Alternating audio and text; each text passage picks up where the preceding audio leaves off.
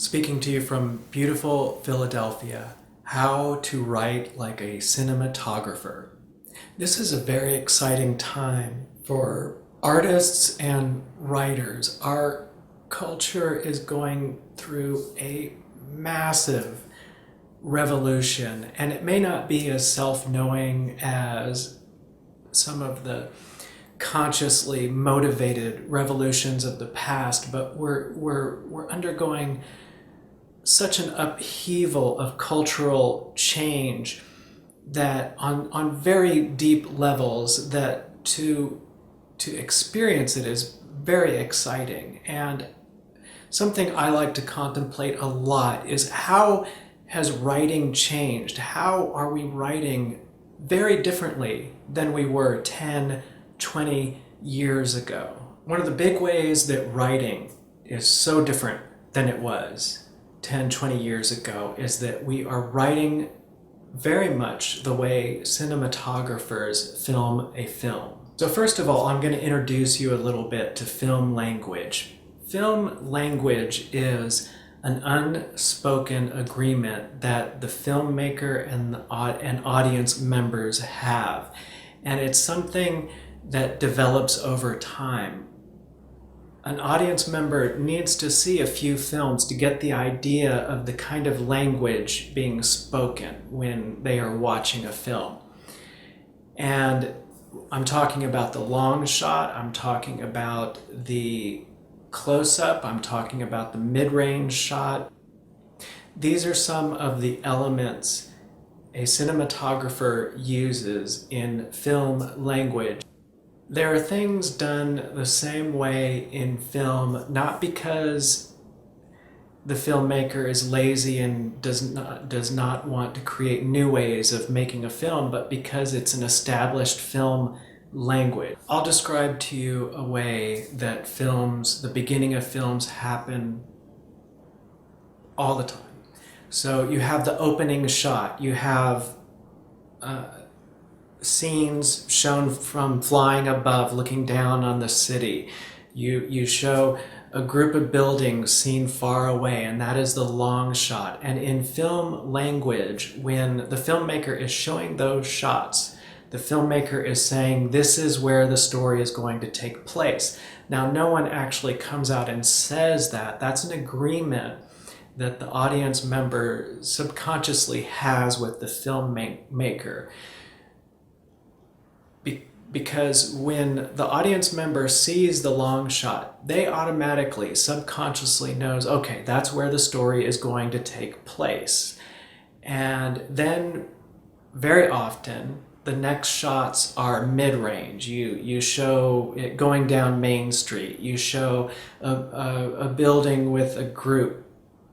You show an interior with a group sitting in the interior. You see the deck of the ship. So this isn't close-up. This isn't a shot that just has the protagonist and the antagonist in it. It's still somewhere between the long shot and the close-up, but the mid-range shot is saying, okay, this is where the next scene is going to take place. And when a viewer sees this, there's no confusion because an audience member becomes conditioned to the film language and knows automatically when they see these shots, they know that those shots are telling them where the story is going to take place and where the next scene is taking place. So that when you have the close-up, what comes after that, you have a close-up shot, and in the shot you might only see two faces with a blank wall behind that, but the viewer knows that it is taking place on the deck of a ship or that it is taking place on Main Street. Film language is something that has developed over time, and the reason that filmmakers are faithful to it is because they're playing off of how we as audience members have been conditioned. Like I said, it isn't through lack of creativity that filmmakers make films very much the same way. It's because they realize that they can utilize the way viewers will automatically watch a film, and in that way they can convey more with an economy of information. So let's look at what happens in a film. We have a film where half the film could go by and there's no narrator at all, and then all of a sudden there's a narrator. So you have someone, they are showing scenes in the movie and there's a voiceover. Someone is describing, and these were the scenes from my youth, and they reminisce about it and talk about it, and then the narrator disappears again. So in movies, what they do is it's POV, point of view. They transition points of view in a strategic way that they know the audience has been conditioned to understand. So if you're showing a bunch of long shots and there's a narrator describing the history, or like, in Star Wars they have, a long time ago, it's, an overview of the story. And then they switch to a scene where there's no overview, there's pure action. They know that the audience is not going to be thrown off by that. They will understand that action taking place is within context of the overview scenes that came before. What would it be like if movies stayed consistent to the way they were being put together? What if when you watched a movie it was all with close-up? You never, it was always zoomed in on the actors' faces. You never saw the entire bodies of the actors. It was just all in close-up, all on their faces. What if there's a narrator in the film? What if the narrator was in the film the entire time, talking from beginning to the end, incessant, talking about what's happening in the film? What if there was a film that all took place in the past, and there are films that are like that, or all took place in the present, or always took place in the future and never switched back and forth? What if you watched a film that was all in long shot? It was all, the city seen from 20 miles up in the sky for the entire film. What if there was no switching back and forth between past and present? What if in a film you never, how sometimes in films there's a voiceover and you know that it's what the actor is thinking. So it's showing the actor, and then that actor's voice is you can hear the actor talking, and because of film language we know that what that means is that we are hearing what that actor is thinking. So what if filmmakers chose what type of scenes they would show and stuck to it and never went back and forth? How limiting that would be. Let's look at a basic film language strategy. The opening of the movie.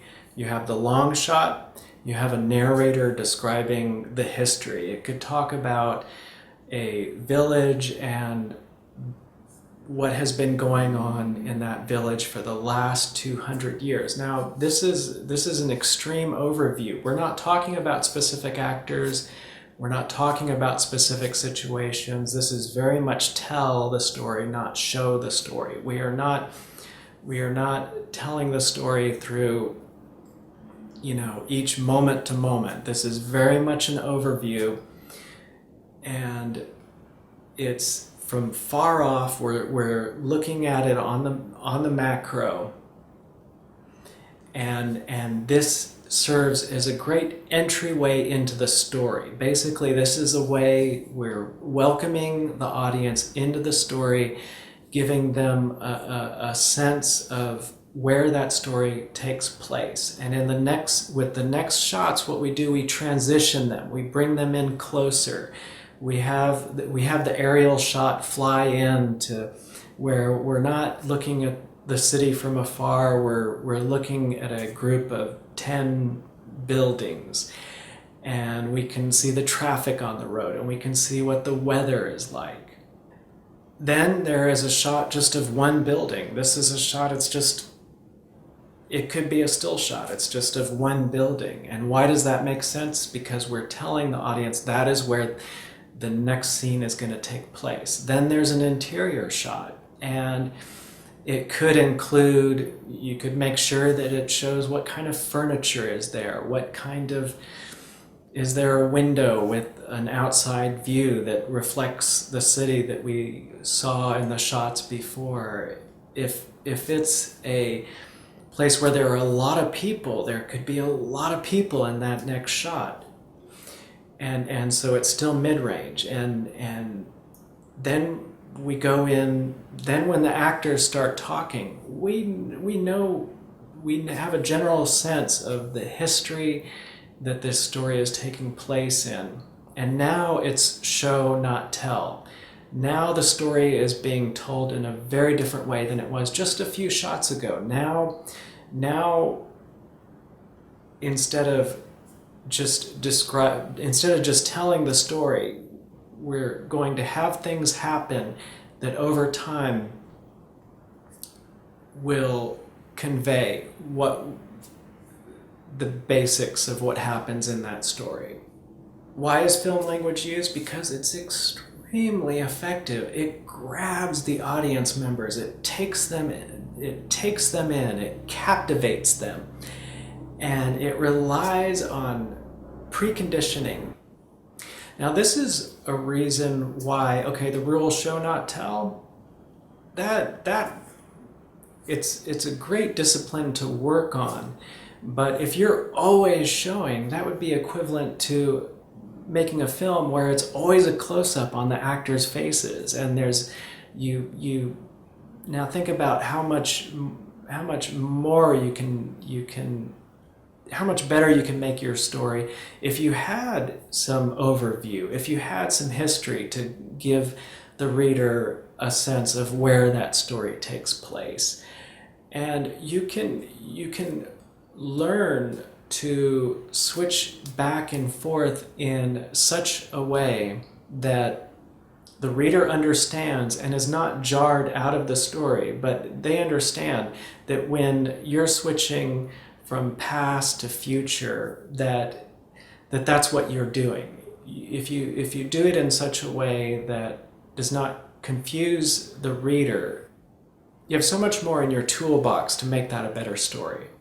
If you want to make the most of this, what you want to do is get a very good understanding of first, second, and third person, past, present, and future tense, omniscient point of view, first person point of view. Is there a narrator or is there not a narrator? Are you just telling a story, or are you showing each thing that happens that the reader would need to interpret into what is happening in the story? Show, not tell.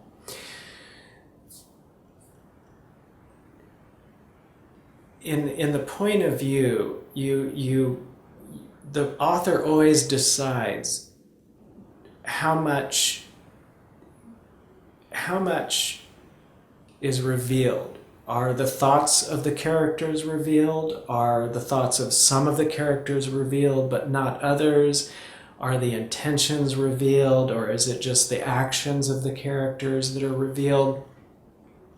So a totally omniscient point of view would be to where any important thought that any of the characters have is written in the story, and the story can be seen from different points of views from different characters, and the story, you can go back into the memories of each of the characters and their private feelings. Or is it a less omniscient point of view where you can hear what all the characters are saying to each other, even if you have two characters that are talking privately, still, as far as what is on the page, that conversation is revealed to the reader. And yet the thoughts of the characters are not revealed. So you need to decide how omniscient a point of view will you give the reader in the story. What are you hiding away from the reader by not including in the story? And what powers of perception are you giving the reader? It's helpful to get really good at being clear about what point of view you're writing from, and to stick to it and be consistent. And then from there, you can transition between different points of view in such a way that the reader will automatically know what is happening and stay in the story. I'll use my story Terrible Immunity as an example. Most of it is written in third person, and I make sure I keep it that way, and I do it on purpose. But there are times when my protagonist is written in first person, and that is the only time that I write in first person, and I write in such a way that I want the reader, as they get into my story, to know that when I'm using words like they did this happened to them, that's all third person. But when I'm writing using words like I think this is going to happen, I remember when that happened, that's first person. And the only time I use first person is when it is the innermost thoughts of my protagonist. And in terms of how omniscient I'm writing the story, I don't let the reader know what everyone in the story is thinking. I just let them know what my protagonist is thinking at important points in the story, because I want the reader to feel most that they are in her shoes. So I want them to feel like they get into the head of my protagonist and are thinking the thoughts she's thinking. And I'm very clear about this, and it's consistent throughout the entire story. So yes, I am switching back and forth between first and third person, but I'm doing it with I'm doing it on purpose with strategy, the same way cinematographers use film language on purpose to make a better story. What I do very often at the beginning of a chapter is I'm in overview mode. I'm not talking about specific things that happen between specific characters. I'm telling the story, not showing the story. I'm saying, and during this period, this was when the weather got cold in the town of Leptoberg, and a lot of people stayed home most of the day. That's all overview. I'm not describing this very particular character stayed home this day, and I'm not getting into particulars. It's very much overviewed mode. I'm giving the viewer a long shot. So one wonderful thing about writing today is that we don't have to stick to one certain way of writing a story. We don't have to have the narrator, if we're going to have a narrator, we don't have to have the narrator tell the entire story. We could have a narrator in every other chapter. We don't have to always tell the thoughts of all the characters. We can decide what powers of perception will we give the reader, and what things will we hide from the reader. And we can change back and forth, but we do need to keep in mind how the reader, if it will be meaningful to the reader or just confusing to the reader. What I do is I actually write out the strategy I use.